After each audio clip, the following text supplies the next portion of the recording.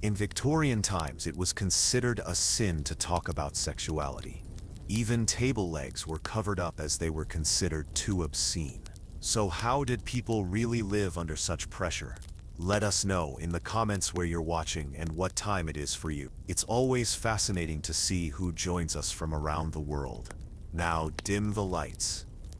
Maybe turn on a fan for the soft humming in the background. And let's start our journey together tonight. In Victorian England, sexuality wasn't just private, it was invisible. The era that gave us the phrase Victorian values didn't just suppress human desire. It attempted to erase it entirely from polite society. When 18-year-old Victoria ascended the throne in 1837, she inherited more than a kingdom. She inherited a moral revolution that would reshape how an entire civilization thought about the human body, desire, and the very nature of being human. The transformation didn't happen overnight, but when it came, it was swift and merciless. During the Georgian era that preceded Victoria's reign, society had been relatively relaxed about sexual matters. Body humor filled the theaters. Courtesans moved openly through high society, and even respectable families acknowledged that humans had physical desires. The Regency period had been notorious for its sexual scandals, affairs, and general libertine attitude. But as the Industrial Revolution created a new middle class hungry for respectability, everything changed. The emerging Victorian bourgeoisie needed to distinguish themselves from both the crude working classes below and the decadent aristocracy above. Moral purity became their badge of honor, their social currency, their way of claiming superiority.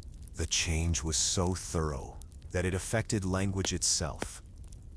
Words that had been commonplace for centuries became unspeakable overnight. Pregnant was replaced with euphemisms like in an interesting condition, expecting, or simply confined. Legs became limbs, and even those had to be covered at all times. The famous story of piano legs being draped with fabric wasn't just urban legend. It reflected a genuine, almost pathological anxiety about anything that might suggest the human form. In some households, even saying breast when referring to chicken at dinner was considered improper. The phrase dark meat and white meat entered the language specifically to avoid mentioning body parts, even those of a dead bird. This linguistic purification extended to every aspect of daily life. Underwear became unmentionables. Prostitutes were fallen women, or women of ill repute.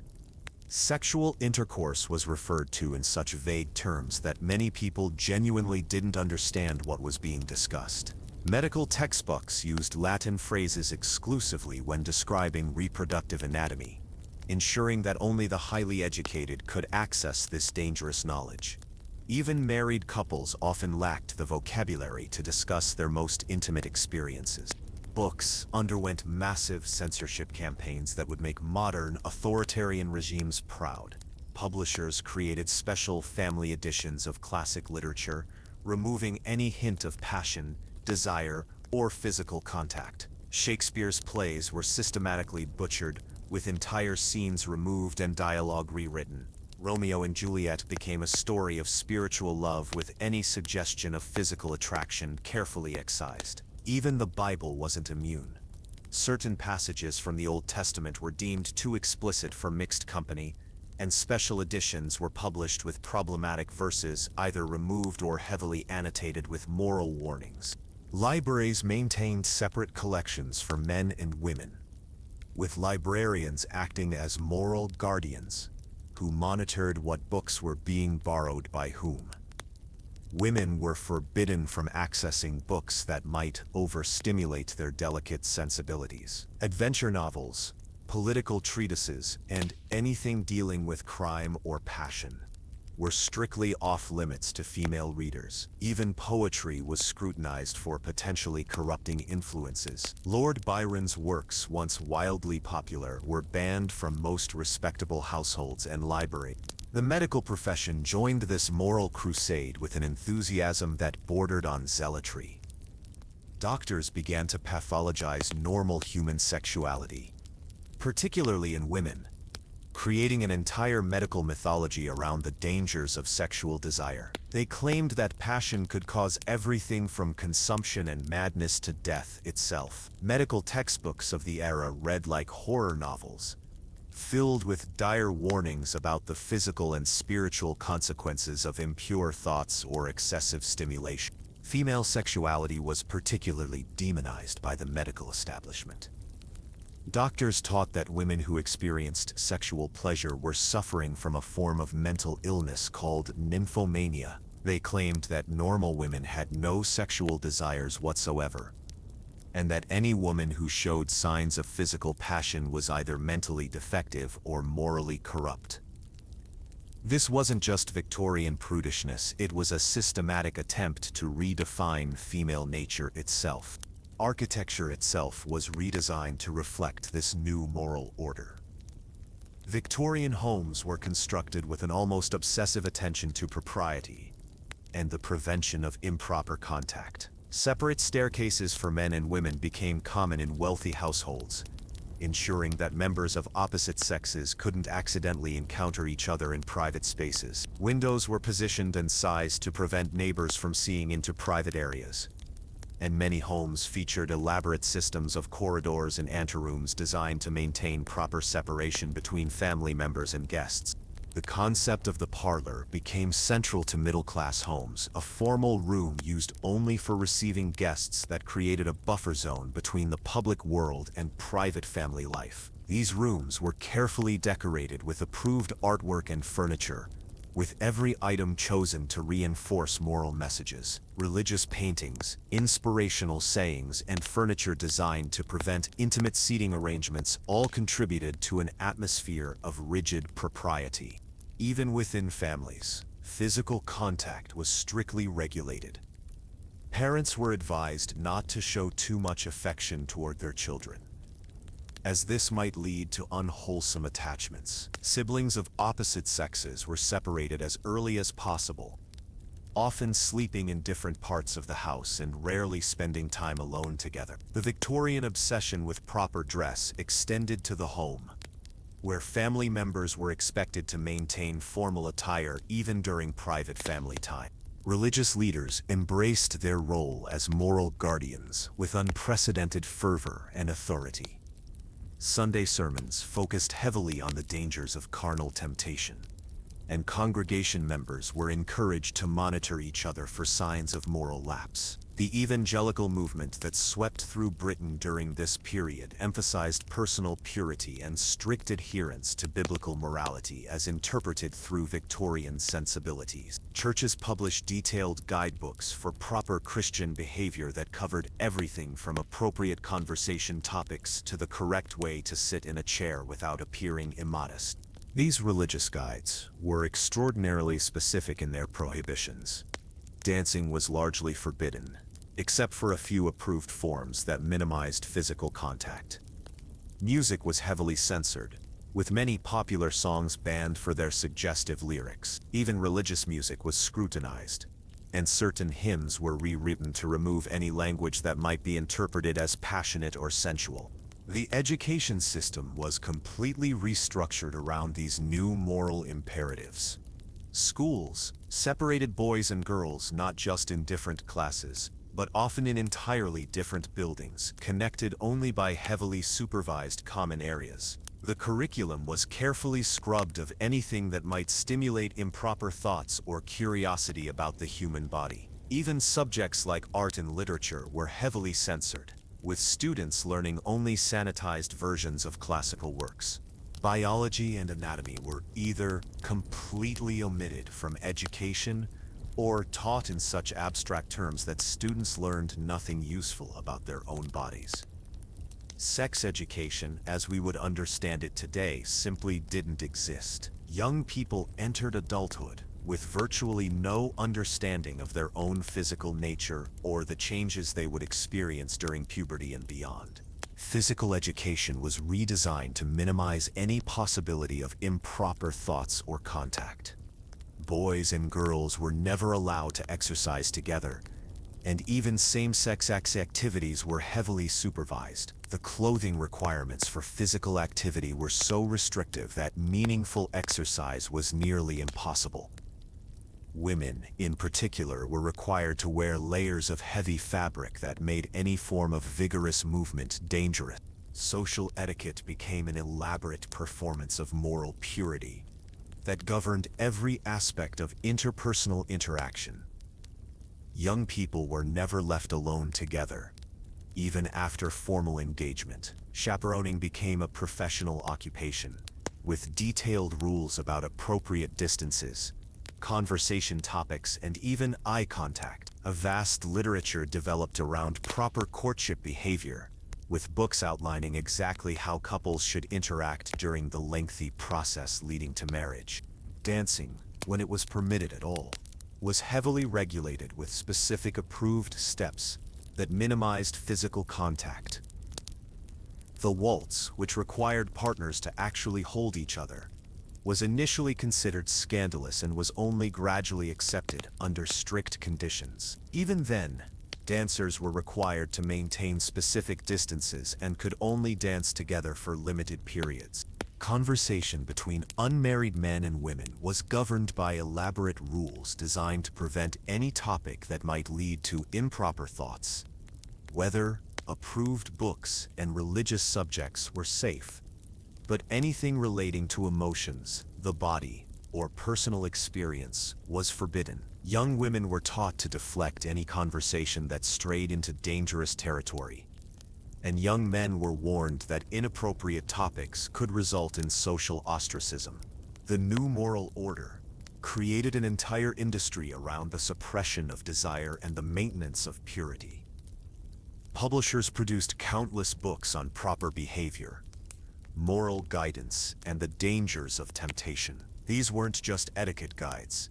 They were comprehensive programs for reshaping human nature itself. They promised that following their rules would lead to happiness, health, and social success, while deviating from them would result in misery, disease, and damnation.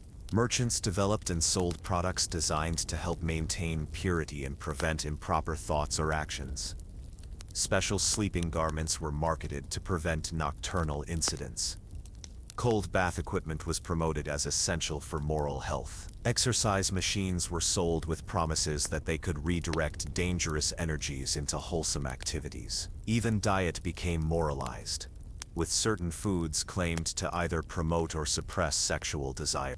The Victorian obsession with cold baths and vigorous physical exercise was partly based on the belief that these activities could suppress sexual desire by redirecting the body's energies. Medical authorities recommended specific regimens of cold water treatments and exhausting exercise as cures for excessive passion or nervous excitability. These treatments were often prescribed for both men and women, though women's exercise was more carefully regulated to prevent overstimulation. This wasn't just an English phenomenon limited to the British Isles. As British influence spread across the globe through trade, colonization, and cultural export, Victorian sexual morality followed. Colonial administrators, missionaries, and merchants carried these attitudes to every corner of the British Empire and beyond.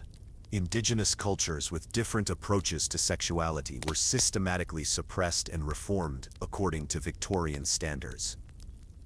The impact of this cultural imperialism was profound and lasting. Societies that had previously celebrated sexuality as a natural part of human life were forced to adopt Victorian attitudes of shame and repression. Traditional art, literature, and religious practices were banned or heavily modified to conform to British moral standards. The effects of this imposed sexual repression can still be seen today in many former colonies, where Victorian attitudes towards sexuality persist long after the end of colonial rule. The irony of this elaborate system of suppression was that it existed alongside a thriving underground culture of sexual expression that was in many ways more extreme than anything that had existed before. While respectable society pretended that desire didn't exist, prostitution flourished in every major city. Pornographic literature circulated through secret networks, often more explicit than anything available in previous era. Affairs and scandals were constant occurrences, though they were hidden behind layers of social pretense and coded language. The gap between public morality and private reality created a culture of hypocrisy that permeated every level of society. The same men who preached moral purity from church pulpits often maintained mistresses or visited brothels. Women who publicly proclaimed their devotion to virtue frequently engaged in affairs or read forbidden literature in secret. This double life became so normalized that it was almost expected, as long as proper appearances were maintained. The psychological toll of this comprehensive repression was enormous, though it wasn't understood or acknowledged at the time. Anxiety, depression, and what Victorian doctors termed nervous conditions became epidemic among the middle and upper classes. Many of these ailments were directly related to the impossible standards of moral purity that society demanded, but the connection was never made by medical authorities who were themselves part of the system of repression. Women, in particular, suffered under a system that denied their basic humanity, while simultaneously holding them responsible for the moral condition of entire families. They were expected to be pure, passionless beings, who somehow maintained the virtue of everyone around them. The pressure of this impossible standard led to widespread mental health problems that were often misdiagnosed and mistreated by doctors who didn't understand their true causes. As the Victorian era progressed through the latter half of the 19th century, the contradictions and impossibilities of this moral system became increasingly apparent. The gap between public morality and private reality grew wider with each passing decade, creating tensions that could not be indefinitely sustained. By the 1880s and 1890s, cracks were beginning to show in the facade of moral perfection that Victorian society had constructed. New scientific understanding of human psychology, combined with changing social conditions brought about by industrialization and urbanization, would eventually challenge the entire Victorian worldview. The writings of sexologists like Havelock Ellis and the early work of Sigmund Freud began to offer alternative perspectives on human sexuality that contradicted Victorian orthodoxy. But for most of the 19th century, an entire civilization lived under the weight of an impossible moral standard, creating a legacy of sexual shame and repression that would take generations to overcome. The Victorian approach to sexuality wasn't just prudish or conservative. It was a comprehensive system of social control that touched every aspect of human life, from the words people could speak to the thoughts they were allowed to think. Victorian society attempted nothing less than the complete reshaping of human nature itself, believing that desire could be eliminated through sufficient social pressure and moral education. The consequences of this grand experiment in social engineering would prove to be far more complex, damaging, and long-lasting than anyone at the time could have imagined. The Victorian ideal of the perfect lady was perhaps the most elaborate lie ever constructed by a civilization. According to the prevailing wisdom of the era, a proper woman was a creature so pure, so ethereal, so removed from earthly desires, that she barely seemed human at all. She was supposed to be a living angel, existing solely to inspire moral virtue in others, while having no needs, wants, or physical desires of her own. This impossible standard wasn't just a social expectation. It was enforced through medicine, law, religion, and family pressure, with a ruthlessness that would make modern totalitarian regimes envious. The foundation of this elaborate mythology was the belief that women were fundamentally different from men in ways that went far beyond the obvious physical differences. Victorian medical authorities taught that women had no sexual desires whatsoever. This wasn't presented as a moral choice or a cultural ideal. It was claimed to be a biological fact. Women who showed any sign of sexual interest or pleasure were diagnosed as suffering from mental illness, moral corruption, or physical abnormality. The very idea that a normal, healthy woman might experience sexual desire was considered not just wrong but medically impossible. Dr. William Acton, one of the most influential medical authorities of the era, wrote definitively that the majority of women, happily for them, are not very much troubled with sexual feeling of any kind. He went on to explain that any woman who claimed otherwise was either lying, mentally defective, or suffering from a dangerous medical condition that required immediate treatment. His views weren't considered extreme. They were mainstream medical opinion, taught in universities and practiced by doctors throughout the English-speaking world. This medical orthodoxy had profound implications for how young women were prepared for marriage. The standard advice given to brides-to-be was that they should expect their wedding night to be an unpleasant duty that they must endure for the sake of their husband's needs and the production of children. They were told that any enjoyment of the physical aspects of marriage was not only unlikely, but actually dangerous to their health and moral character. Wedding night preparation often involved formal instruction from older female relatives or family doctors about the duties that would be expected of them. These conversations were clinical, frightening, and completely focused on submission and endurance, rather than mutual pleasure or affection. Brides were taught specific techniques for minimizing their own awareness during intimate moments, including mental exercises designed to disconnect their minds from their bodies. The clothing and physical preparation of Victorian women reinforced these attitudes at every level. The elaborate undergarments required of respectable ladies weren't just about modesty, they were designed to make sexual activity as difficult and unpleasant as possible. Multiple layers of heavy fabric, tight corsets that restricted breathing and movement, and complex fastenings that required assistance to remove all served to create physical barriers to intimacy. Corsets, in particular, were instruments of both fashion and sexual suppression. Worn from childhood onward, they physically reshaped women's bodies while making natural movement and breathing difficult. The tightness required by fashion often caused serious health problems, including displaced internal organs, restricted circulation, and chronic pain. But these physical costs were considered acceptable because the corset served important moral functions. It restricted movement, prevented natural posture, and created an artificial silhouette that bore little resemblance to the actual female form.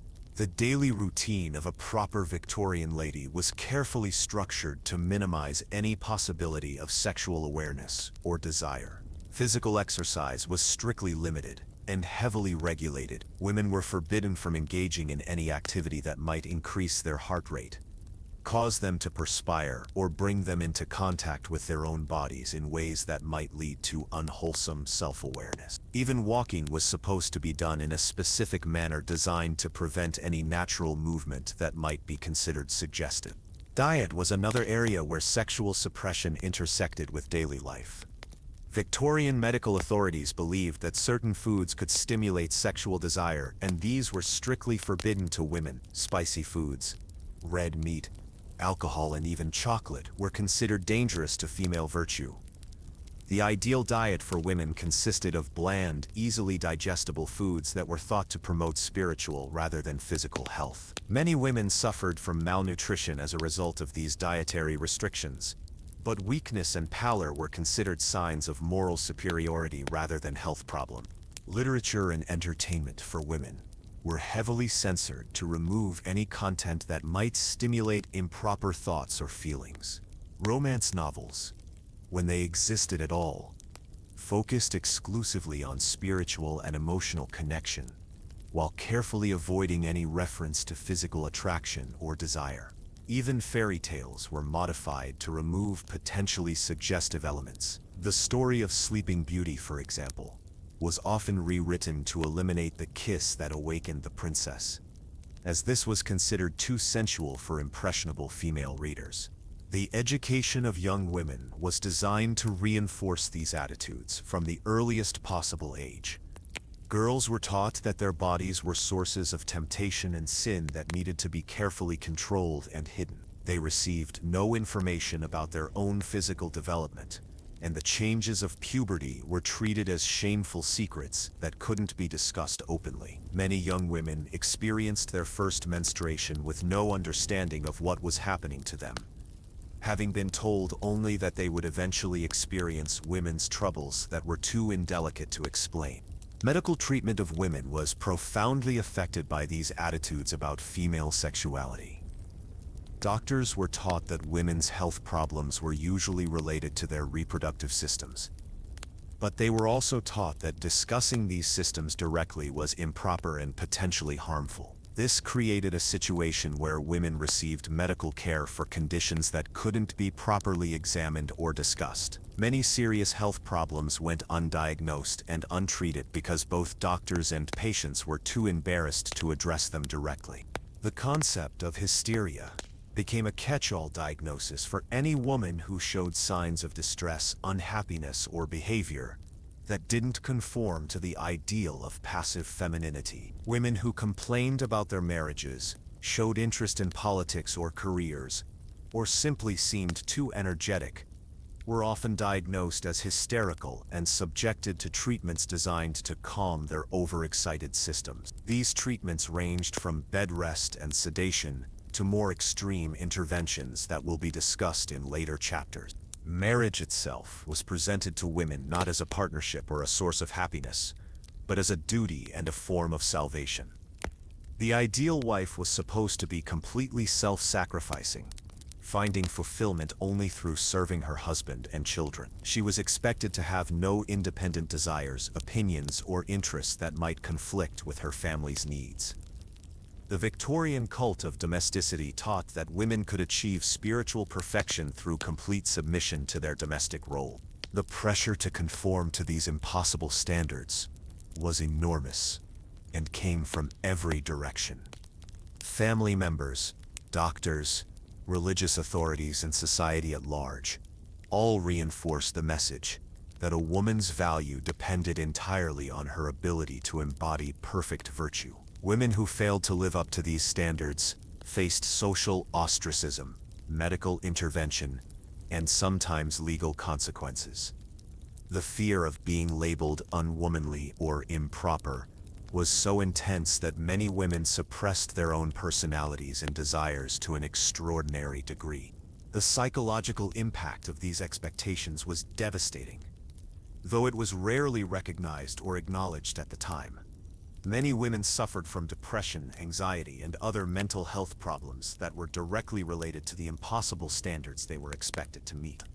The disconnect between their natural human feelings and the artificial ideal they were supposed to embody created a form of psychological torture that lasted their entire lives. Some women did find ways to resist or subvert these expectations, but they had to be extremely careful about how they did so. Secret reading of forbidden books, private friendships that provided emotional outlets, and small acts of rebellion in dress or behavior were all ways that women tried to maintain some sense of their authentic selves. But these resistances were always risky and had to be carefully hidden from the watchful eyes of family and society. The economic dependence of women made resistance even more difficult. Most women had no legal right to property, income, or even their own children. A woman who was seen as immoral or improper could lose everything: her home, her family, her social position, and any hope of economic security. This economic vulnerability meant that even women who privately rejected Victorian ideals about femininity often had little choice but to conform publicly. The medical establishment's role in enforcing these standards cannot be overstated. Doctors served as both scientific authorities and moral guardians, using their professional status to legitimize the suppression of female sexuality. They created elaborate theories about female biology that justified treating women as physically and mentally inferior beings who needed constant medical supervision and moral guidance. The irony of the Victorian ideal of feminine purity was that it coexisted with a thriving culture of sexual exploitation and abuse. While respectable women were told that they had no sexual desires, working-class women and prostitutes were seen as naturally lustful and depraved. This double standard allowed Victorian men to maintain the fiction of feminine purity while still accessing sexual services when they desired them. The fallen woman became a necessary component of Victorian society, someone who embodied all the sexual desire that respectable women were supposed to lack. The gap between ideal and reality created enormous psychological strain for all women, regardless of their social class. Those who genuinely tried to live up to the Victorian ideal often found themselves emotionally and physically exhausted by the effort. Those who couldn't or wouldn't conform faced constant pressure, criticism, and intervention. And those who found ways to maintain secret lives of resistance lived in constant fear of discovery and punishment. The legacy of these Victorian attitudes toward women and sexuality extended far beyond the 19th century. Many of the ideas about female purity, passivity, and self-sacrifice that were codified during the Victorian era continued to influence Western culture well into the 20th century and beyond. The damage done to women's understanding of their own bodies, desires, and rights took generations to repair, and some aspects of Victorian sexual mythology persist even today. The Victorian construction of the perfect lady was ultimately a form of social control that served to limit women's power and autonomy by denying their basic humanity. By teaching women that they were naturally passionless, dependent, and morally superior to men, Victorian society created a system that kept women subordinated while making that subordination seem natural and even desirable. The perfect lady was perfect precisely because she wasn't fully human. She was a carefully constructed ideal that no real woman could ever achieve, but that all women were expected to spend their lives trying to embody. The consequences of this elaborate deception affected not just women but entire families and communities. Children grew up with distorted understanding of human nature and relationships. Men learned to see women as either saints or sinners, with no middle ground for normal human complexity, and society as a whole became trapped in a web of lies and contradictions that made genuine intimacy, understanding, and happiness increasingly difficult to achieve. While Victorian women were imprisoned in a cage of impossible purity, Victorian men lived in a parallel universe where completely different rules applied. The same society that demanded women be passionless angels simultaneously taught that men were naturally lustful creatures who couldn't be expected to control their desires. This wasn't seen as hypocrisy. It was presented as scientific fact, biological destiny, and moral necessity all rolled into one convenient justification for a system that gave men enormous sexual freedom while denying women any at all. The medical establishment that declared women naturally frigid proclaimed with equal confidence that men were naturally promiscuous. William Acton, the same authority who insisted women had no sexual feelings, wrote extensively about male sexuality as an irrepressible force that required regular outlet. He and his colleagues taught that men who didn't engage in sexual activity regularly would suffer from serious health problems, including insanity, physical weakness, and moral degradation. This created a medical imperative for male sexual expression that stood in stark contrast to the medical warnings about female sexuality. Victorian medical textbooks described male sexual desire as analogous to other bodily functions like hunger or the need for sleep. Natural, necessary, and impossible to suppress without serious consequences. Men were told that attempting to remain celibate for extended periods would cause the buildup of vital fluids that could poison their systems and drive them mad. This pseudo-scientific theory provided medical justification for practices that would have been considered sinful and dangerous if engaged in by women. The concept of the bachelor lifestyle was not only accepted but actively encouraged for young men. Before marriage, men were expected to sow their wild oats through a variety of sexual experiences that would prepare them for the responsibilities of married life. This preparation period could last well into a man's 30s and was seen as essential for developing proper masculine character. The same activities that would have destroyed a woman's reputation forever were considered normal and healthy parts of male development. Marriage, when it finally occurred, didn't end these double standards. It institutionalized them. Victorian marriage was explicitly understood as a contract in which women provided domestic services and sexual access in exchange for financial support and social protection. Men retained the right to seek sexual satisfaction elsewhere if their wives proved inadequate to their needs, while women were expected to accept whatever level of attention or neglect their husbands chose to provide. The legal system reinforced these inequalities at every level. Adultery was defined differently for men and women, with male infidelity being legally irrelevant unless it involved financial support of mistresses that damaged the family's economic standing. Female adultery, by contrast, was grounds for immediate divorce, loss of children, and social ostracism. A man could maintain multiple sexual relationships with minimal legal or social consequences, while a woman who strayed once could lose everything. The elaborate network of prostitution that flourished in every Victorian city existed primarily to serve this male sexual privilege. Rather than being seen as a social problem, prostitution was often defended by authorities as a necessary outlet that protected respectable women from male desires that were considered too powerful and dangerous for wives to handle. Police and government officials worked to regulate rather than eliminate prostitution, creating licensing systems and designated districts that made sexual commerce more convenient and socially acceptable for male customers. The economics of Victorian prostitution revealed the scope of this institutionalized double standard. In London alone, contemporary estimates suggested there were between 50,000 and 80,000 women working as prostitutes, a number that represented a significant portion of the city's working-age female population. These women came primarily from the working classes and were driven to prostitution by economic necessity, but they served clients from all levels of society, including many of the same men who publicly championed moral purity and feminine virtue.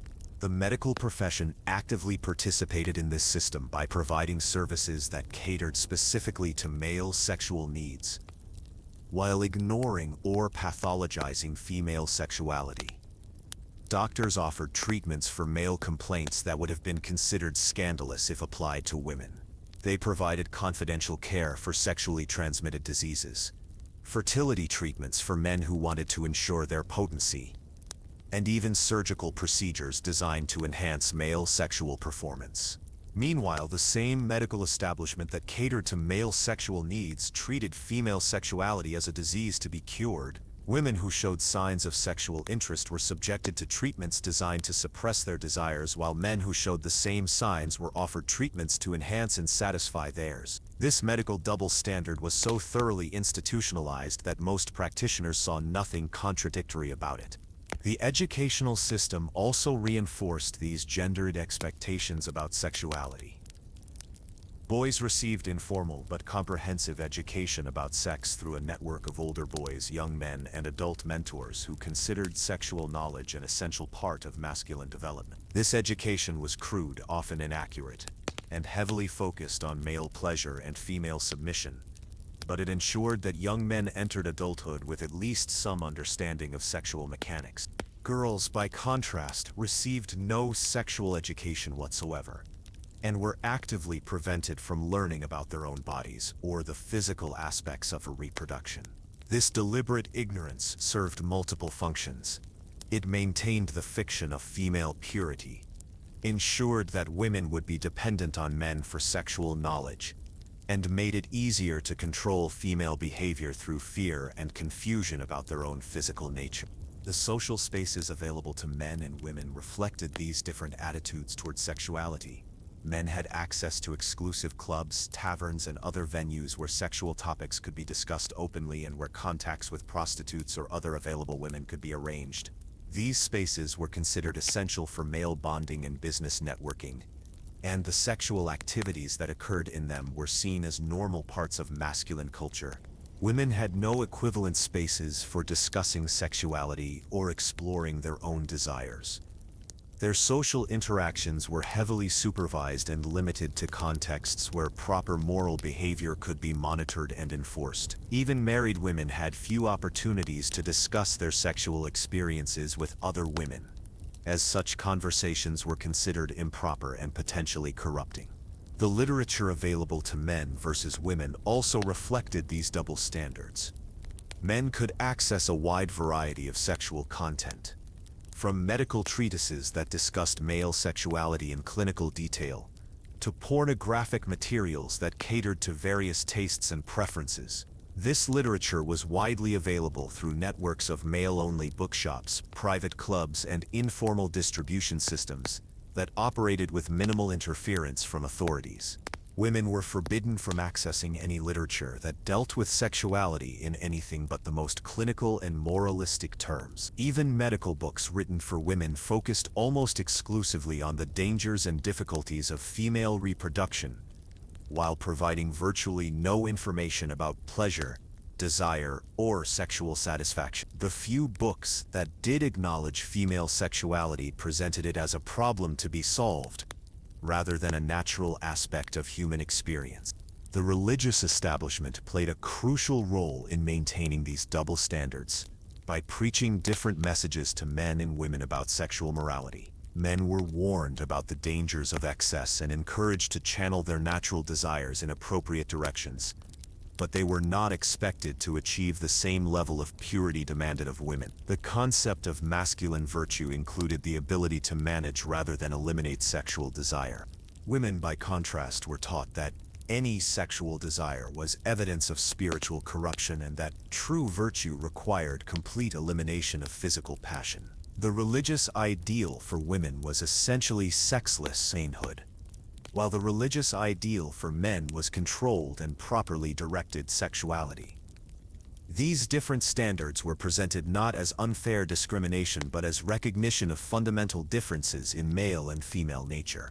The hypocrisy of this system was perhaps most evident in the lives of the religious and moral authorities who enforced it. Many of the ministers, doctors, and social reformers who preached most loudly about feminine purity and the dangers of sexual desire were themselves regular visitors to prostitutes or maintained mistresses. This wasn't seen as discrediting their moral authority.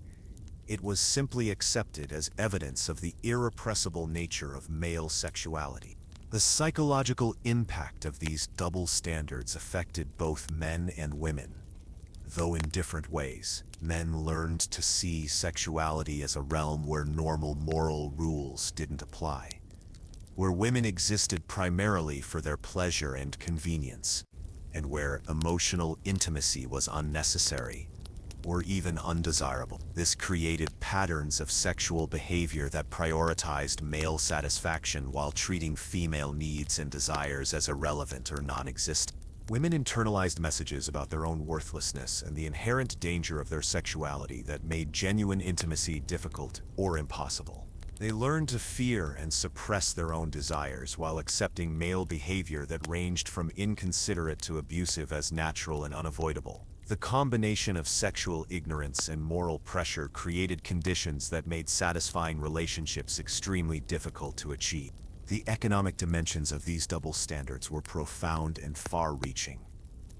The system of male sexual privilege was supported by an entire economy of sexual services that employed hundreds of thousands of women in conditions that ranged from merely exploitative to genuinely horrific.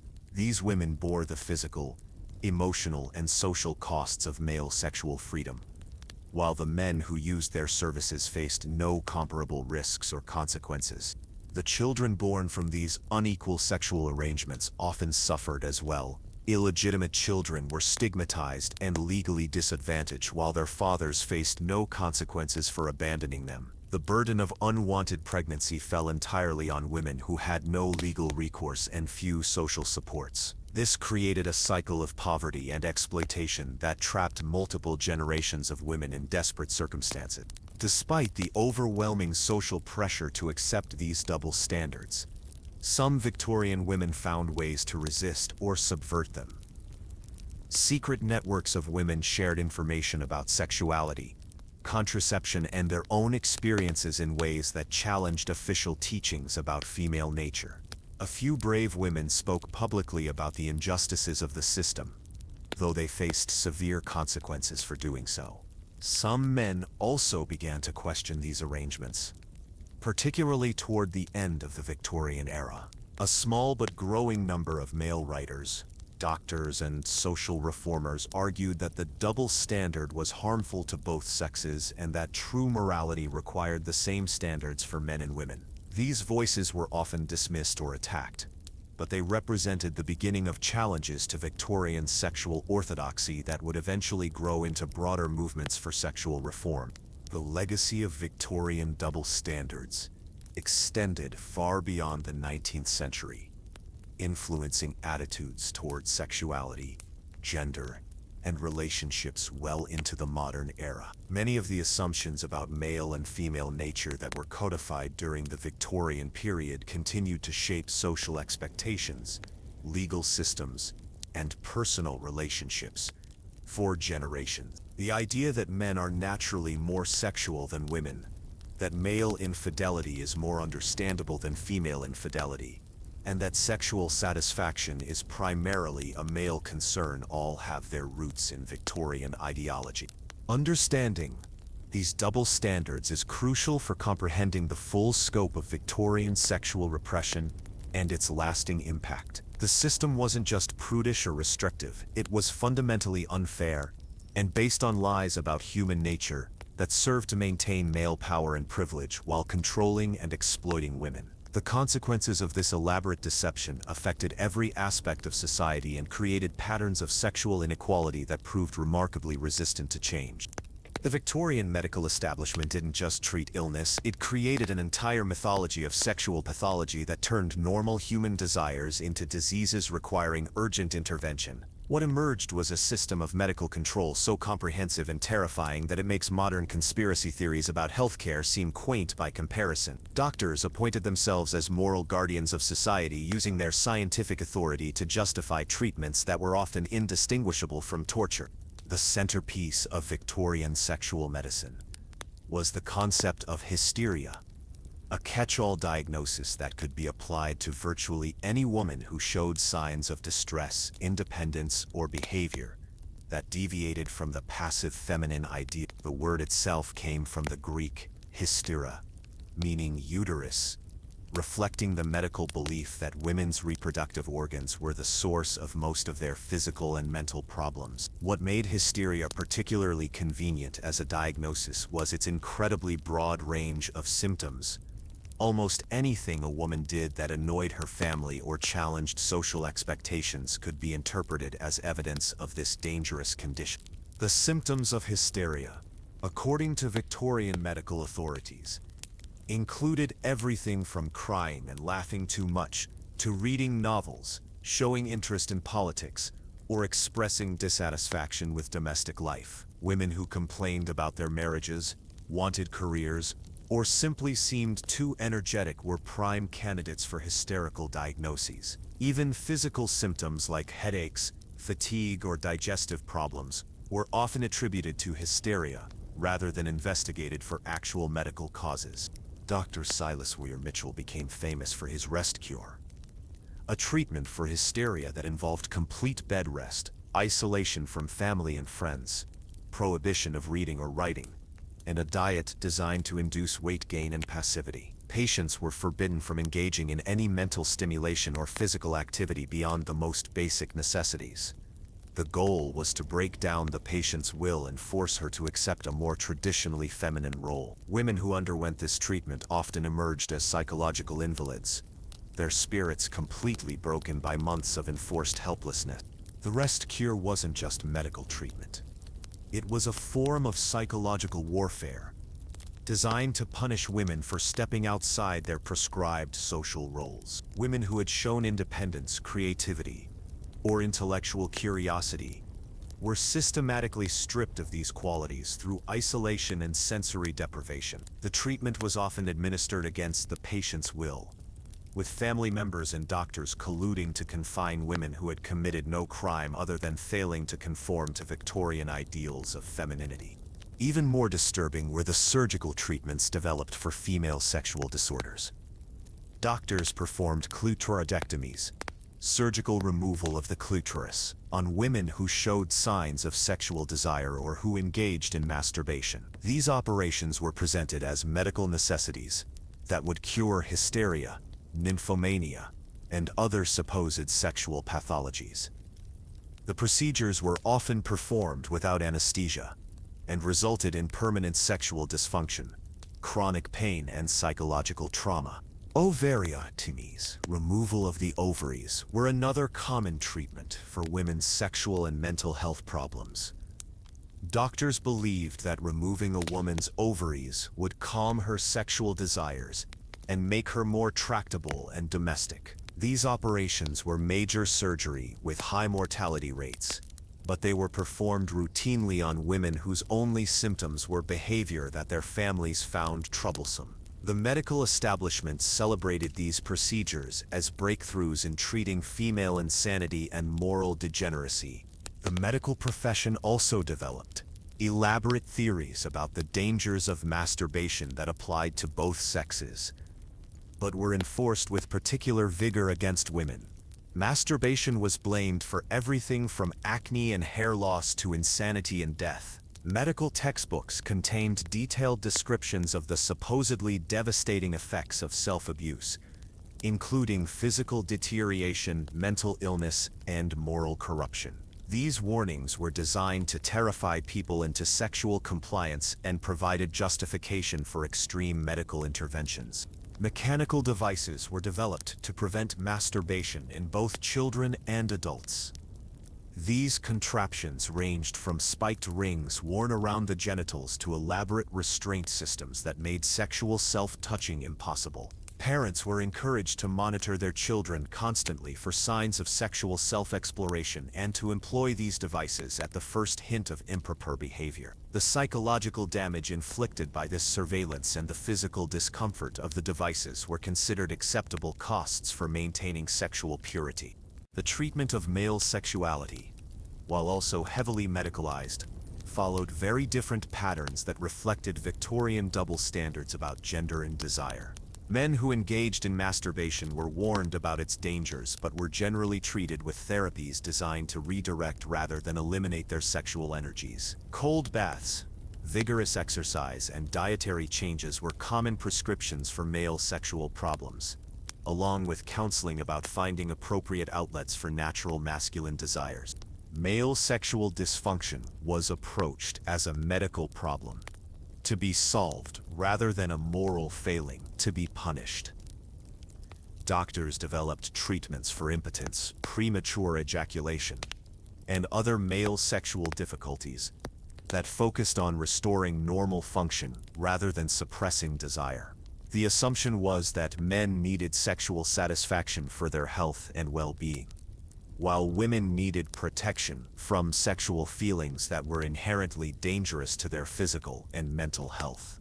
The medical establishment's approach to prostitution reflected these same gendered assumptions about sexuality. While prostitutes themselves were often subjected to harsh medical examinations and treatments designed to control the spread of disease, their male customers were treated as unfortunate victims of natural biological urges. Laws requiring regular medical examination of prostitutes were common, but there were no equivalent requirements for the men who used their services.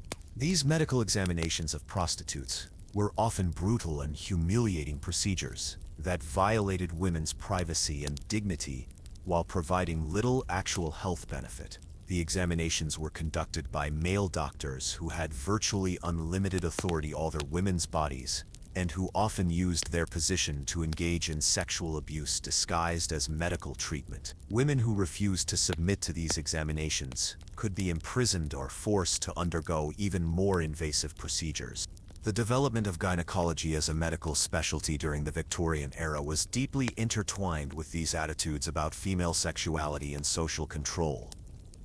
Early gynecologists often practiced on enslaved women and working-class patients who had no ability to refuse experimental procedures. The field advanced through procedures that would be considered torture today, performed without anesthesia on women who were considered inherently less sensitive to pain than men. Dr. J. Marion Sims, known as the father of modern gynecology, developed his surgical techniques by operating repeatedly on enslaved African American women without any pain relief. These women were forced to undergo multiple operations, as Sims perfected his procedures. suffering agonizing pain while contributing to medical knowledge that would primarily benefit white middle-class women. The racial and class dimensions of Victorian medical abuse added additional layers of exploitation to an already horrific system. The medicalization of childbirth during the Victorian era also reflected these patterns of control and pathologization. Pregnancy and birth, which had previously been managed by women and midwives, increasingly came under the control of male doctors who treated these natural processes as medical emergencies requiring professional intervention. Women lost autonomy over their own reproductive experiences as birth became a medical procedure performed on them rather than a natural process they controlled. Medical theories about pregnancy and childbirth were heavily influenced by Victorian attitudes about female weakness and the dangers of women's sexuality. Pregnant women were treated as invalids who needed constant medical supervision and were often confined to bed for extended periods. The pain of childbirth was seen as divinely ordained punishment for female sexuality, and pain relief was often withheld on moral grounds even when it was medically available. The psychological impact of Victorian medical abuse was profound and lasting. Women learned to fear their own bodies and to see their natural sexual and reproductive functions as sources of danger and pathology. The medical establishment's authority was so complete that women often internalized these messages and came to believe that their own feelings and experiences were symptoms of illness rather than normal aspects of human nature. Children who grew up under this medical regime learned early that their bodies were sites of potential corruption that required constant vigilance and control. Sexual curiosity was pathologized. Normal physical development was treated as anxious, and the exploration of one's own body was forbidden under threat of dire medical consequences. These early experiences shaped attitudes towards sexuality that persisted throughout life and were passed on to subsequent generations. The economic dimensions of Victorian medical abuse were also significant.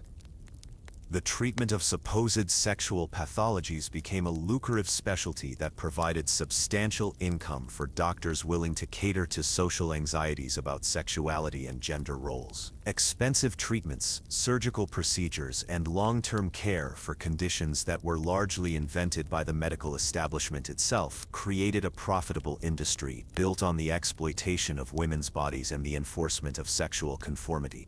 The scientific basis for Victorian sexual medicine was virtually non-existent. But this didn't prevent the medical establishment from making grand claims about the effects of sexual behavior on health and morality. Medical textbooks were filled with case studies and statistics that were either fabricated or based on such biased observations that they had no scientific value. The authority of medical science was used to legitimize social prejudices and moral beliefs that had no basis in empirical evidence.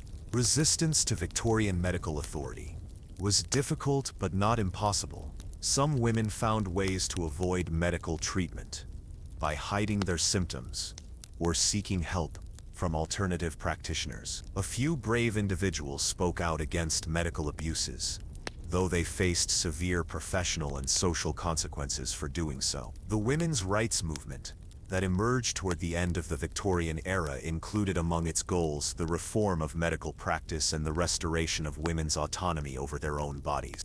The legacy of Victorian medical abuse extended far beyond the 19th century, influencing medical practice, scientific research, and social attitudes towards sexuality well into the modern era. Many of the assumptions about female sexuality, mental health, and the relationship between morality and medicine that were established during the Victorian period proved remarkably persistent and continued to affect women's healthcare for generations. Understanding the scope and severity of Victorian medical abuse is crucial for comprehending the full impact of the era's sexual repression. The medical establishment didn't just reflect social attitudes about sexuality, it actively created and enforced them through the use of scientific authority to legitimize social control. The consequences of this abuse affected not just individual patients but entire communities and cultures, creating patterns of fear, shame, and submission that proved extremely difficult to overcome. Beneath the carefully constructed facade of Victorian moral purity lay a hidden world of forbidden desires, secret literature, and clandestine behaviors that revealed the true complexity of human sexuality. While respectable society publicly proclaimed its devotion to virtue and restraint, a thriving underground culture existed that catered to every aspect of sexual expression that had been banned from polite discourse. This shadow world wasn't just a minor deviation from Victorian norms. It was so extensive and well organized that it suggests the public morality of the era was largely a performance designed to maintain social control, while allowing those with sufficient resources and discretion to pursue their actual desires. The most visible manifestation of this hidden culture was the vast network of brothels, pleasure houses, and sexual establishments that operated in every major city throughout the Victorian world. London alone contained hundreds of such establishments, ranging from elegant houses that catered to aristocrats and wealthy merchants, to crude rooms in working-class neighborhoods that served laborers and sailors. These weren't simply businesses, they were elaborate social institutions with their own rules, hierarchies, and cultural practices that paralleled and often mocked the conventions of respectable society. The high-end brothels were particularly sophisticated operations that provided not just sexual services, but entire alternative social worlds where Victorian moral restrictions were suspended or reversed. These establishments often featured luxurious furnishings, elaborate entertainment, and services that catered to specific fantasies and desires that couldn't be fulfilled within the constraints of conventional marriage. The madams who operated these houses were often women of considerable business acumen, who understood their clients' needs better than their own wives did. What made these establishments particularly significant was their clientele, which included many of the same men who were most vocal in their public support of moral purity and sexual restraint. Politicians, religious leaders, medical authorities, and social reformers were regular visitors to brothels, while simultaneously campaigning against the very behaviors they privately engaged in. This hypocrisy wasn't accidental. It was a deliberate strategy that allowed the maintenance of public moral standards while ensuring that those in power had access to the sexual freedoms they denied to others. The women who worked in these establishments came from all social classes, though the working poor were most vulnerable to recruitment through economic necessity. Many were widows or single mothers who had few other options for supporting themselves and their children. Others were young women from rural areas who had been promised legitimate employment in the cities but found themselves trapped in sexual servitude. The stories of how women entered prostitution reveal the economic and social vulnerabilities that the Victorian moral system created while pretending to protect female virtue. The literature of this hidden world was as extensive and sophisticated as its physical institutions.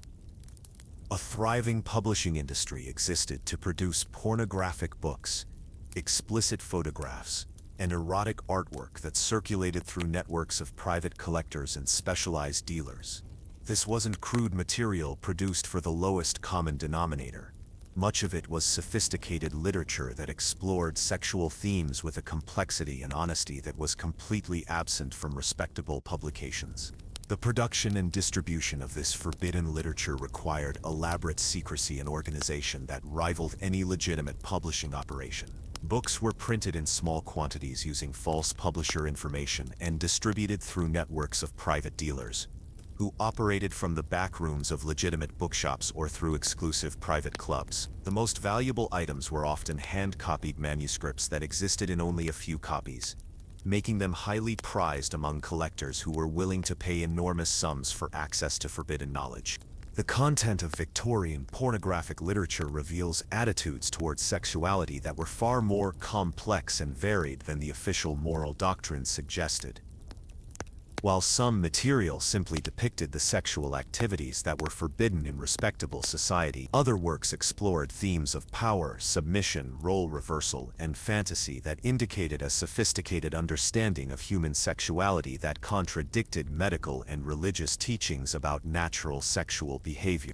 Women featured prominently in this hidden literary world, both as subjects and as consumers. Contrary to the official doctrine that women had no sexual desires, the existence of pornographic material specifically created for female audiences suggests that there was a significant market of women seeking sexual content. Some of this material was written by women under pseudonyms, indicating that female sexual expression found outlets even within the heavily censored world of Victorian publishing. The themes explored in this forbidden literature often directly challenged Victorian sexual orthodoxy. Stories frequently featured sexually aggressive women, passive men, and scenarios where conventional gender roles were reversed or abandoned entirely. This wasn't just fantasy. It was a form of cultural criticism that used sexual imagery to comment on the absurdities and contradictions of Victorian social arrangements. The circulation of forbidden literature required sophisticated networks of communication and trust that connected like-minded individuals across geographic and social boundaries. Private correspondence between collectors reveals a community of people who shared not just erotic materials but also ideas about sexuality, human nature, and social reform. These networks often included individuals who were publicly committed to Victorian moral standards, but privately maintained very different views about human sexuality and its proper expression.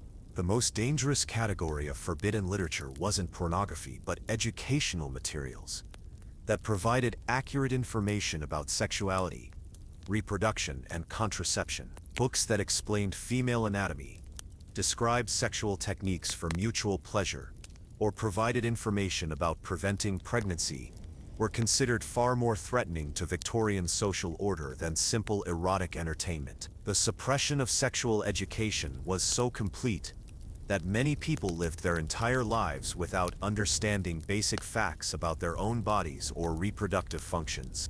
Medical books that provided honest information about sexuality were particularly heavily censored because they challenged the official medical orthodoxy that supported Victorian moral standards. Texts that acknowledged female sexual desire, described normal sexual variation, or suggested that sexual activity could be healthy rather than dangerous were banned or heavily modified before publication. This censorship extended to legitimate medical education, where doctors were often trained using incomplete or deliberately misleading information about human sexuality.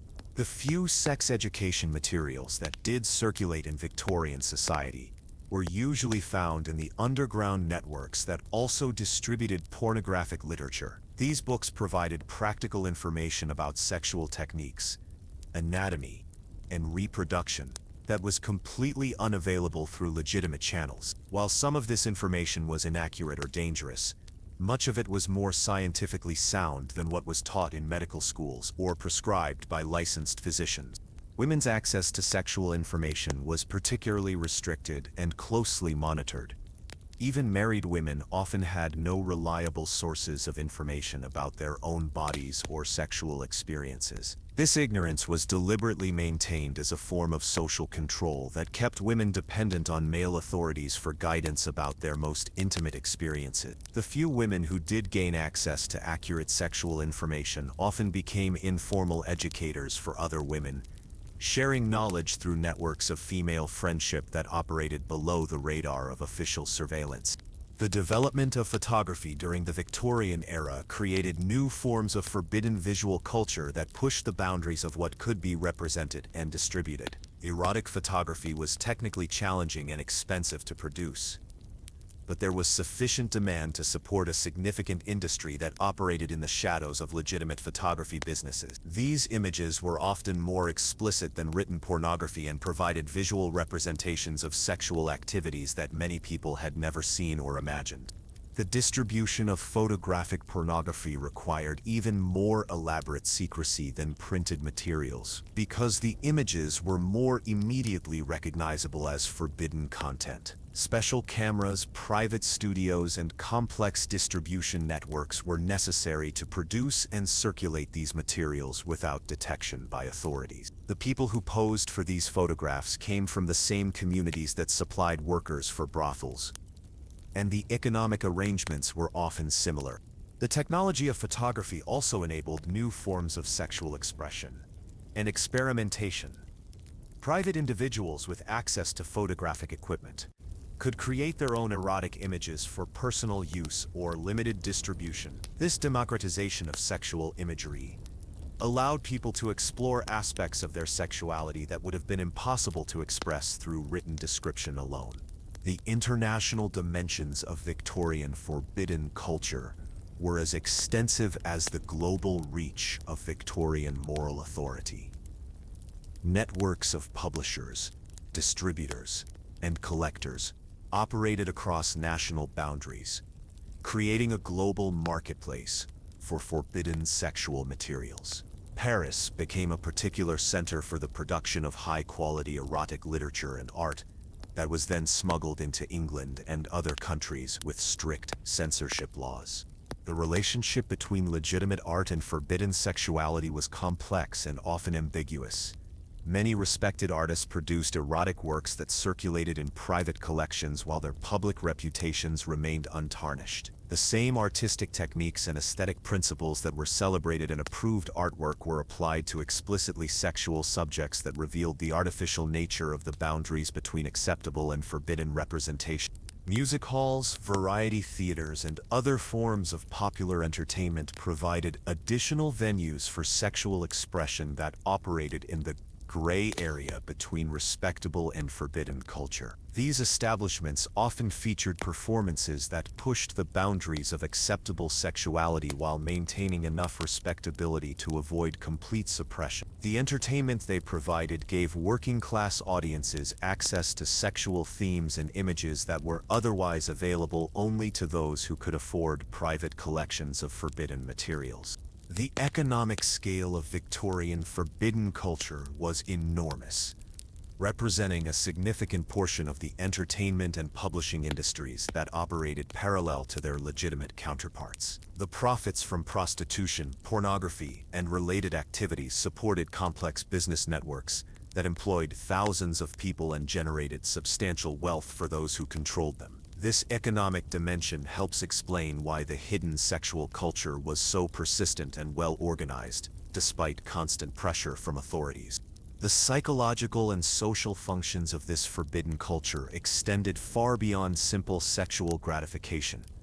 For many Victorians, access to forbidden materials and experiences provided a form of psychological rebellion against the oppressive moral standards that governed their public lives.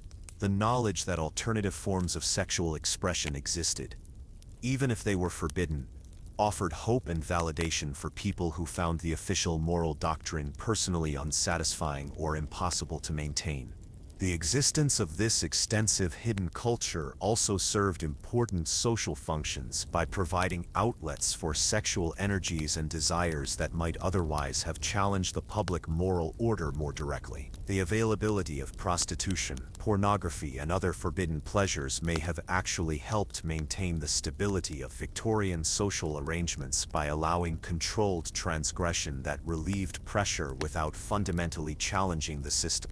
The legacy of Victorian hidden sexual culture extended far beyond the 19th century, influencing the development of modern sexual attitudes and practices in complex ways. Many of the techniques, themes, and organizational methods developed by Victorian forbidden culture provided models for later sexual liberation movements. At the same time, the secrecy and shame associated with this hidden world contributed to patterns of sexual guilt and anxiety that persisted well into the modern era. Understanding the scope and sophistication of Victorian hidden sexual culture is essential for comprehending the true complexity of the era's approach to sexuality. The public face of Victorian morality was only part of the story. Beneath it lay a rich and varied world of sexual expression that revealed the persistence of human desire despite the most determined efforts at suppression. This hidden world wasn't a deviation from Victorian culture but an integral part of it, providing the sexual outlets that made the public performance of moral purity psychologically sustainable for those who could afford access to forbidden pleasures. The enforcement of Victorian sexual morality wasn't left to chance or individual conscience. It was maintained through an elaborate system of social surveillance, punishment, and control that reached into every aspect of daily life. This wasn't simply a matter of social disapproval or religious guidance. It was a comprehensive machinery of oppression, that monitored, judged, and punished sexual nonconformity with an efficiency that would have impressed the most totalitarian regimes of the 20th century. The Victorian social control system was so thorough and pervasive that it shaped not just behavior but thought itself, creating generations of people who internalized sexual shame so deeply that they policed themselves more effectively than any external authority could have managed. The foundation of this system was the neighborhood surveillance network that existed in every Victorian community. From the wealthiest urban districts to the poorest rural villages, neighbors weren't just encouraged to monitor each other's behavior. They were expected to do so as a moral duty and social responsibility. The line between private and public life was deliberately blurred, with community members having both the right and the obligation to intervene in each other's personal affairs whenever moral standards appeared to be threatened. This surveillance wasn't random or casual, but followed systematic patterns that ensured comprehensive coverage of community life. Women who spent too much time away from home, couples who seemed too affectionate in public, young people who appeared to be developing inappropriate friendships, and anyone whose behavior deviated from strict moral norms became subjects of intense scrutiny. The watchers included not just concerned neighbors, but also servants, tradespeople, clergy, and anyone else who had access to information about private behavior. The information gathered through this surveillance network was processed through an elaborate gossip system that functioned as an informal court of public opinion. Rumors, suspicions, and observations were shared, evaluated, and amplified through networks of communication that could destroy reputations with devastating speed and efficiency. The accuracy of the information was often less important than its social utility in maintaining conformity and punishing deviation from accepted norms. Women were both the primary targets and the most active enforcers of this surveillance system. Their movements, associations, and behaviors were monitored more closely than men's, but they were also expected to serve as moral guardians who watched over other women and reported any signs of impropriety. This created a complex dynamic where women were simultaneously oppressed by and complicit in their own oppression, policing each other's behavior in service of a system that denied them freedom and autonomy. The social penalties for sexual nonconformity were severe and often permanent. A woman who was suspected of sexual impropriety could find herself completely ostracized from respectable society, unable to find employment, housing, or social connections that would allow her to maintain even a basic standard of living. These punishments were applied not just to confirmed transgressions, but to mere suspicions or rumors that couldn't be proven, but also couldn't be effectively refuted. The concept of reputation became a form of social currency that could be destroyed much more easily than it could be built or restored. A single incident, misunderstanding, or malicious rumor could reduce a previously respectable person to social pariah status almost overnight. The threat of reputational destruction was so powerful that it prevented many people from taking any risks or expressing any aspects of their personality that might be interpreted as morally questionable. Marriage itself became both a form of social control and a source of surveillance. Husbands were expected to monitor and control their wives' behavior, while wives were held responsible for maintaining their husbands' moral standards and preventing them from straying into temptation. This mutual policing created marriages that were more like partnership in moral enforcement than intimate relationships based on love, trust, and mutual respect. The extended family played a crucial role in maintaining sexual conformity through a system of intergenerational moral authority that gave older family members extensive power over younger ones. Parents, grandparents, aunts, and uncles all had the right and responsibility to intervene in the romantic and sexual lives of younger family members, often making decisions about courtship, marriage, and even living arrangements based on moral rather than personal considerations. Children were inducted into this surveillance system from an early age, taught to monitor their own behavior and that of their siblings for signs of sexual curiosity or impropriety. They learned to report on each other to parents and other authorities, creating family environments where trust and intimacy were sacrificed to moral vigilance. This early training in sexual surveillance often damaged relationships between family members permanently, creating patterns of suspicion and control that persisted throughout life. The religious establishment provided both the ideological framework and the institutional structure for much of the Victorian sexual surveillance system. Churches served as centers of moral authority, where sexual standards were defined, violations were reported, and punishments were administered. Clergy members often acted as informal investigators and judges in cases of suspected sexual impropriety, using their spiritual authority to extract confessions and impose penalties that went far beyond religious sanctions. Sunday services became occasions for moral instruction that reinforced sexual standards and warned against the consequences of deviation. The themes of sexual purity, the dangers of temptation, and the importance of moral vigilance were constant subjects of sermons that reached virtually the entire population. These religious messages were reinforced through Bible study groups, prayer meetings, and other religious activities that provided additional opportunities for moral instruction and surveillance. The educational system also played a crucial role in maintaining sexual conformity.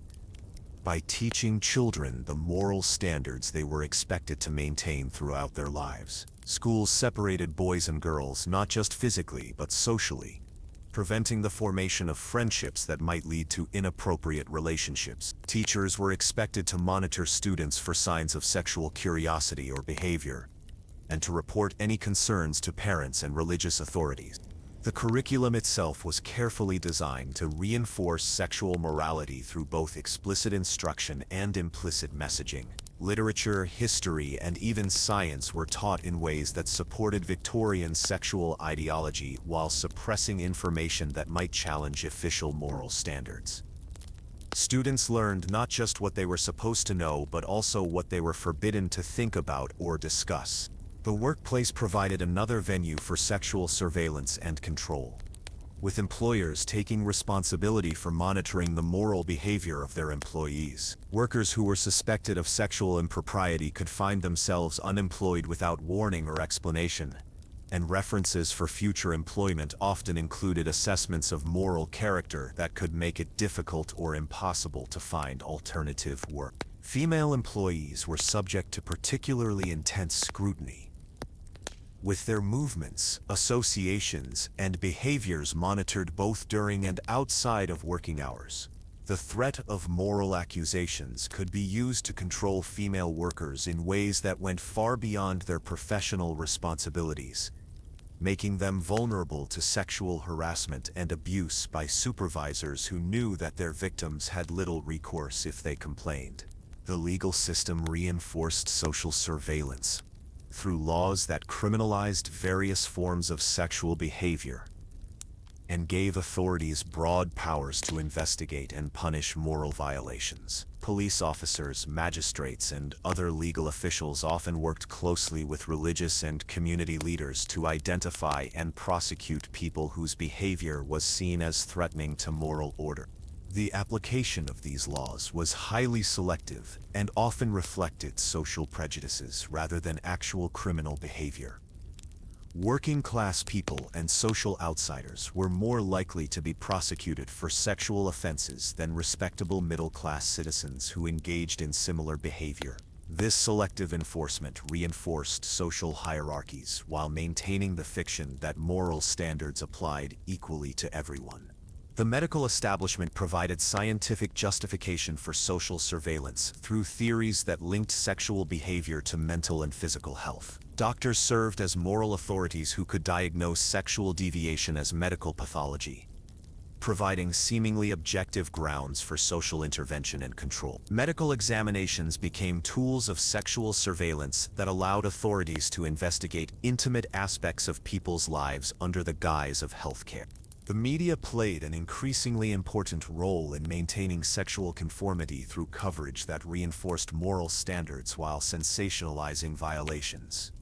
Newspapers reported on sexual scandals in ways that both titillated readers and warned them about the consequences of moral deviation.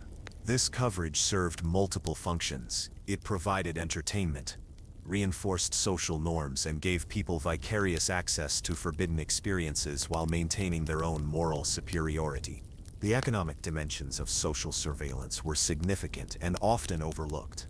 The threat of social ostracism had real financial consequences that could affect people's ability to earn a living, find housing, or access credit and other services. Businesses that catered to morally questionable activities or customers could find themselves boycotted or harassed by community groups that appointed themselves as guardians of public morality.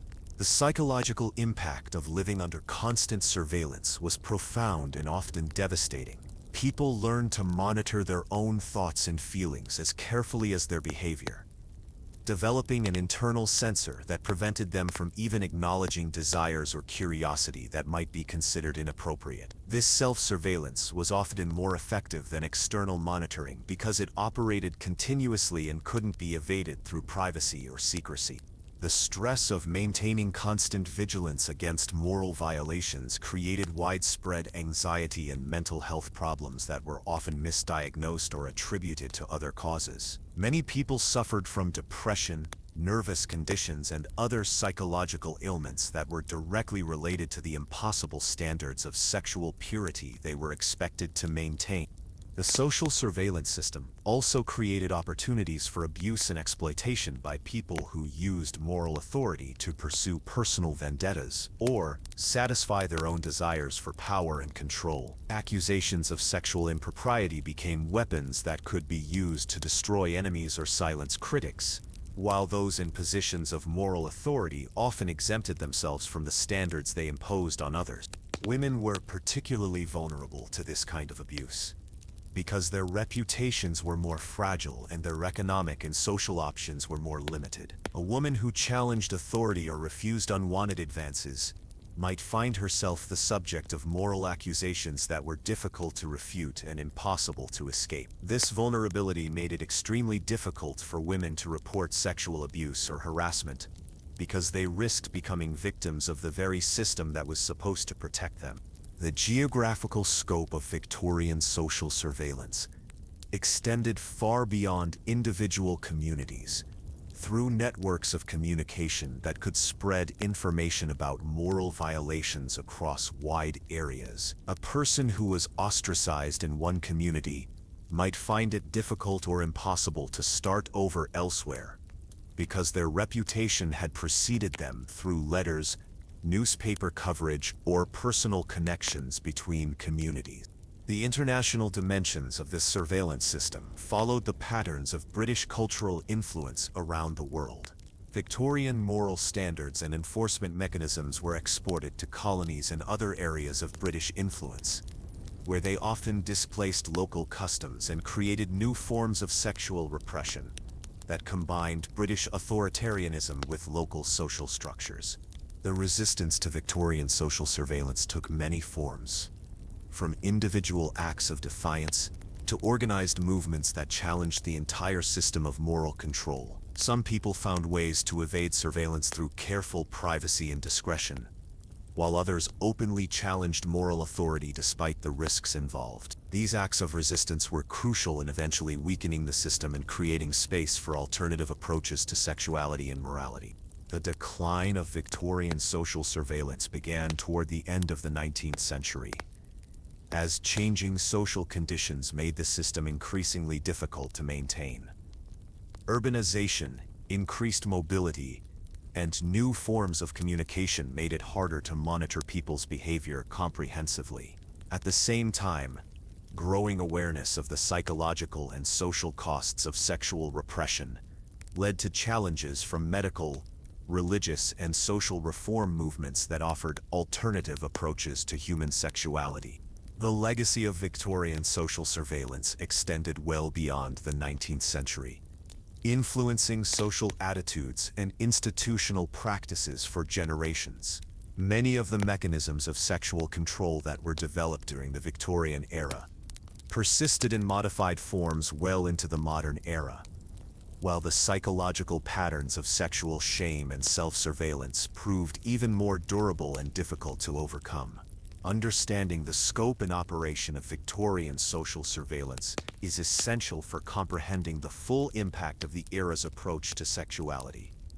The system wasn't just repressive, it was totalitarian in its ambitions and remarkably effective in its operation. The machinery of sexual control that Victorian society created touched every aspect of human life and shaped the experiences of millions of people in ways that affected not just their behavior, but their fundamental understanding of themselves and their relationships with others.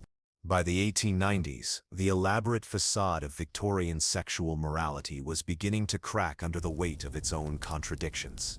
The system that had promised to create a pure, virtuous society had instead generated widespread psychological suffering, social hypocrisy, and a thriving underground culture that mocked the very values it claimed to uphold. As the 19th century drew to a close, a growing number of voices began to challenge the fundamental assumptions of Victorian sexual ideology, setting the stage for revelations that would expose the true cost of nearly a century of sexual repression. The first serious challenges to Victorian sexual orthodoxy came from within the scientific and medical communities that had helped create and maintain the system. A new generation of researchers began to question the medical theories that had justified the pathologization of normal human sexuality, conducting studies that revealed the psychological and physical damage caused by sexual repression. These scientists faced fierce opposition from established medical authorities, but their findings gradually accumulated into an undeniable body of evidence that contradicted Victorian sexual mythology. Dr. Havelock Ellis emerged as one of the most important critics of Victorian sexual medicine, publishing research that challenged virtually every aspect of the era's approach to sexuality. His studies of sexual behavior in different cultures and historical periods revealed that Victorian sexual standards were neither natural nor universal, but rather artificial constructions that reflected specific social and political needs rather than scientific understanding of human nature. Ellis's work was initially banned in England, but it circulated widely in other countries and eventually contributed to changing attitudes even in Britain. The emerging field of psychology, pioneered by figures like Sigmund Freud, provided new frameworks for understanding human sexuality that contradicted Victorian teachings about the dangers of sexual desire. Freud's theories suggested that sexual repression rather than sexual expression was the primary cause of mental illness and psychological suffering. While many of Freud's specific ideas would later be questioned or discredited, his fundamental insight that sexuality was a central aspect of human psychology that couldn't be suppressed without serious consequences proved to be prophetic. Women's rights advocates began to speak more openly about the sexual dimensions of gender inequality, challenging the Victorian ideal of feminine purity that had been used to justify women's subordination. Activists like Frances Willard and Elizabeth Cady Stanton argued that women's sexual ignorance and passivity were not natural virtues but imposed disabilities that prevented them from achieving full human potential. These arguments faced intense opposition, but they gradually gained support as more women began to question the sexual standards that had governed their lives. The social purity movement, that had been instrumental in enforcing Victorian sexual morality, began to fragment as some of its members recognized the harmful consequences of the system they had helped create. Reformers who had originally supported sexual repression as a means of protecting women and children began to realize that the cure had proven worse than the disease. This internal criticism from within the moral reform movement was particularly damaging because it came from people whose virtue and good intentions could not be questioned. The economic and social changes of the late Victorian period also contributed to the weakening of sexual surveillance and control systems. Increased urbanization made it more difficult to monitor people's behavior comprehensively, While new forms of employment gave women greater economic independence and mobility, the growth of cities created anonymous spaces where people could experiment with different forms of sexual expression without facing immediate social consequences. The development of new forms of communication and transportation also undermined Victorian sexual control by making it easier to access forbidden information and connect with like-minded individuals. The expansion of railroad networks, the growth of postal services, and the emergence of mass circulation newspapers all contributed to the breakdown of isolated communities where sexual behavior could be closely monitored and controlled. International influences also played a role in challenging Victorian sexual orthodoxy. Contact with other cultures through trade, travel, and imperial expansion exposed educated Victorians to alternative approaches to sexuality that contrasted sharply with their own restrictive systems. Anthropological studies of primitive societies revealed that many cultures had much more relaxed attitudes towards sexuality, while maintaining stable social structures, challenging Victorian claims that sexual repression was necessary for civilization. The artistic and literary movements of the late Victorian period reflected growing dissatisfaction with sexual repression and moral hypocrisy. Writers like Oscar Wilde, Thomas Hardy, and George Bernard Shaw created works that challenged Victorian sexual ideology both directly and indirectly. While artists explored themes of sexuality and desire that had been forbidden from respectable culture, these cultural productions faced censorship and criticism, but they reached significant audiences and helped shift public attitudes about sexuality and morality. The scandals that rocked Victorian society in the final decades of the 19th century exposed the hypocrisy that had always existed beneath the surface of moral respectability. High-profile cases involving prominent political, religious, and social leaders revealed that the same people who had been most vocal in defending sexual purity were often engaged in precisely the behaviors they condemned in others. These revelations damaged the credibility of moral authorities and made it more difficult to maintain the fiction of widespread virtue. The Cleveland Street Scandal of 1889, which involved a male prostitution ring that served aristocratic clients, demonstrated the extent of the gap between public morality and private behavior among the upper classes. The case was eventually covered up to protect prominent figures, but not before revealing the existence of sexual networks that contradicted everything Victorian society claimed to believe about natural sexuality and moral behavior. The Oscar Wilde trials of 1895 marked a particular turning point in public attitudes toward sexual nonconformity.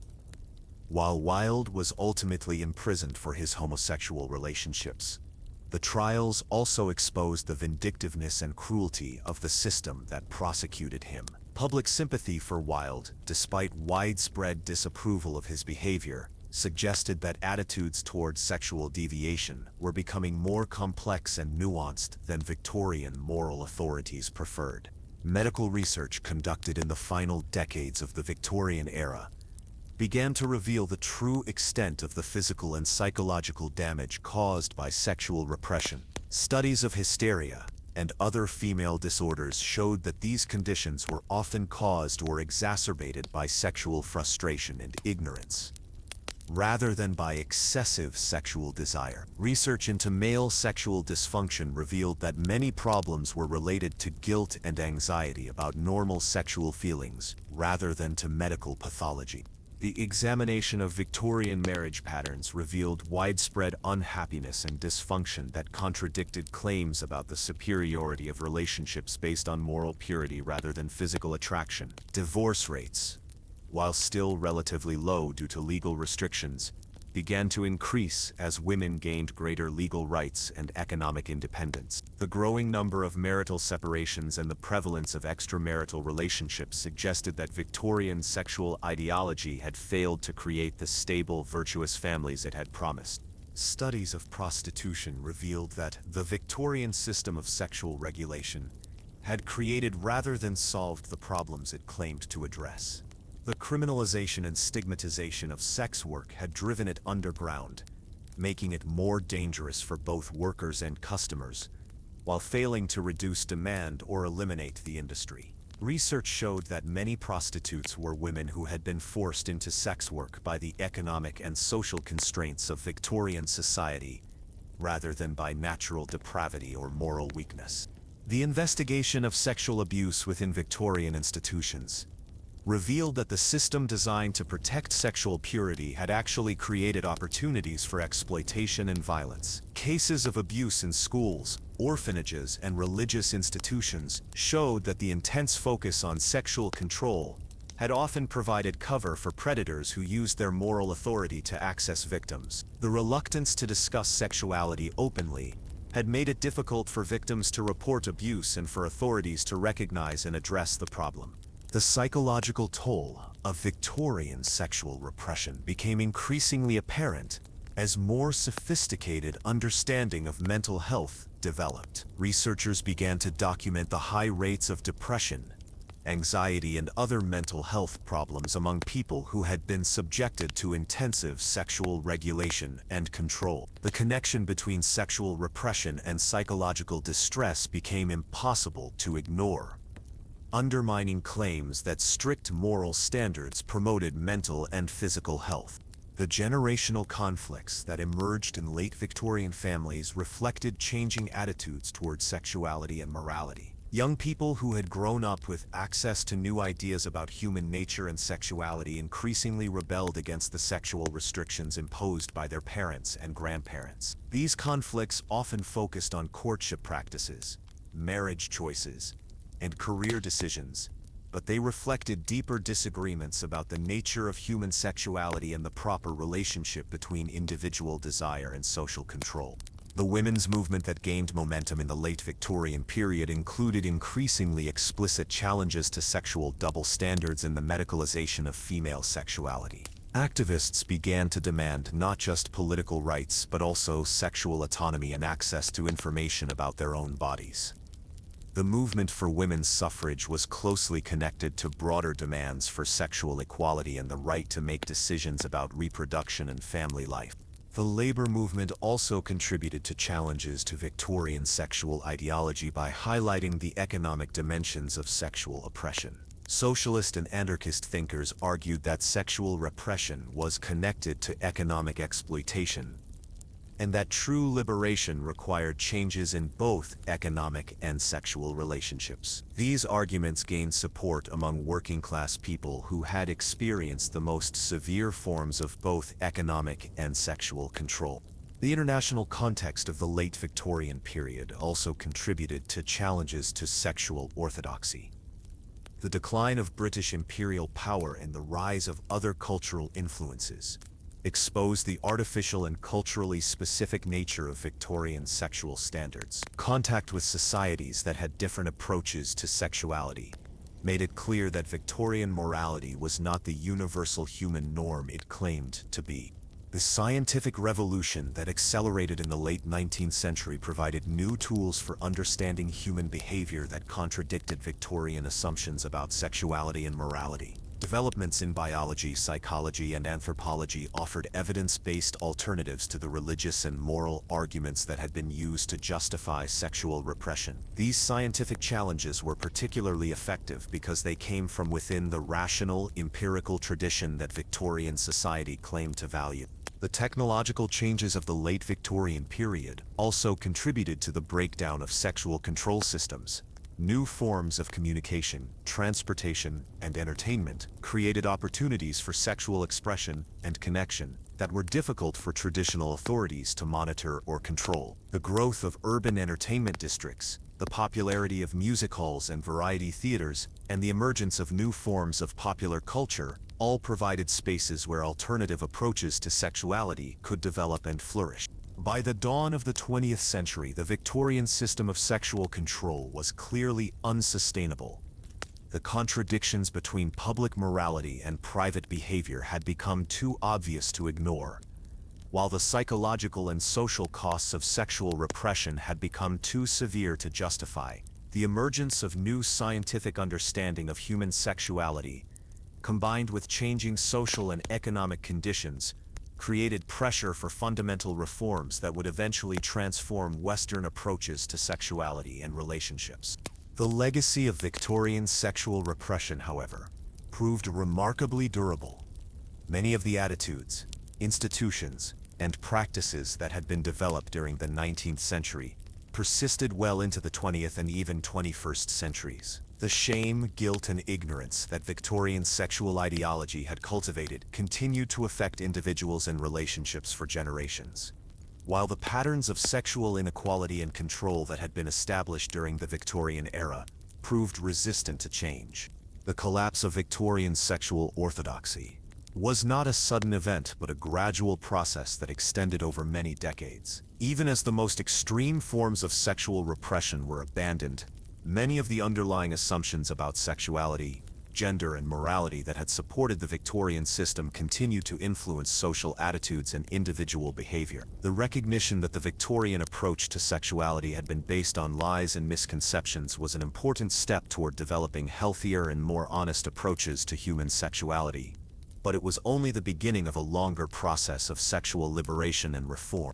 Understanding the collapse of Victorian sexual ideology and its aftermath is crucial for comprehending the development of modern attitudes towards sexuality and relationships.